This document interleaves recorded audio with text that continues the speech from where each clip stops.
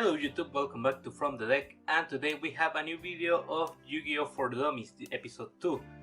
Now we are going to deal with the field, thanks to GoldenNovaYugioh. I will leave the links in the description for his channel. I want to release between 2 and 3 episodes of this series every month, so I can also upload different content. So you may see a little bit of delay between this and the next episode, but don't worry, I have it already planned and I have it already recorded at some point. After this video we're going to talk about the spells and traps, and then we are going to talk about how the game works and some of the game slang, so you get familiarized with all of these concepts. But for now, let's just jump right into the field. Hello everyone, GoldenNova here, and today we'll talk about the field and what happens with it in a game of Yu-Gi-Oh! This is the field. Each player has one side of the field to themselves, so they can place their cards on the correct zones when playing a duel. You can see some rectangles on the field, and those rectangles are called zones, and they're divided into different sections.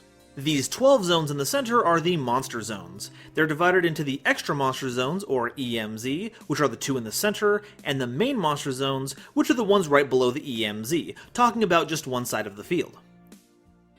The EMZ are the zones where the extra deck monsters are placed when summoned. Check Scrub Tier Yu-Gi-Oh's video on monster card types to see the different monster cards that exist in the game and which ones are the extra deck ones.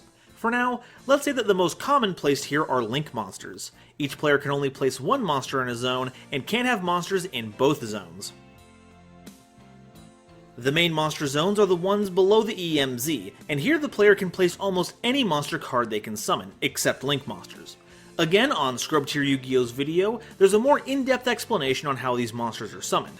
Each player has their own 5 main monster zones. Talking about the main and extra deck, we have a zone for each. Right below the main monster zones, you'll see 5 more zones, which we'll talk about later. On the left of those 5 bottom zones, there's the extra deck zone, where a player places their extra deck. Remember that the extra deck is optional. On the right of the bottom 5 zones is the main deck zone, where the main deck is placed. These zones are inverted for your opponent because for them, your left is their right and vice versa. Now, let's talk about the 5 zones in the middle of your deck. These are the spell trap zones, and are the zones where you place spells and or traps. We'll talk more in depth about these cards in another video, so you can check out how these cards work. As an extra, the leftmost zone and the rightmost zone are called pendulum zones when a pendulum monster is placed there. Sir Scrub will talk about those pendulum monsters in his video. There are 2 more zones we need to talk about.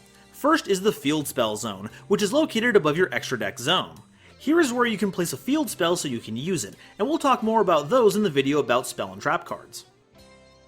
Then there's the graveyard, or GY for short, where all cards are placed after being used. There's going to be a full video on game mechanics for you to check out, so you can see how this works in a real game. Finally, there's a zone that you won't find on any playmat or any field, but you need to know about it. This zone is the banished pile, and that's a zone where cards go after being banished, which is another game mechanic. And those are all the zones that are on the field. Remember, each player has the same amount of zones, and the zones are inverted because they must face exactly the same way for each player. Thank you very much for watching this video, and a big thanks to From the Deck to the YT for letting me assist in his wonderful program. If you would like to hear more of my melodious voice, you can follow me on my YouTube channel at GoldenNovaYugioh, where I usually explain a lot of archetypes, which doesn't include melodious yet. I should fix that. You can also follow me on Discord at NovaYugioh, and feel free to join my Discord so you can join the rest of the community as we have a collective meltdown about Magistus lore. Thank you once again, and I'll see you next time. Bye-bye.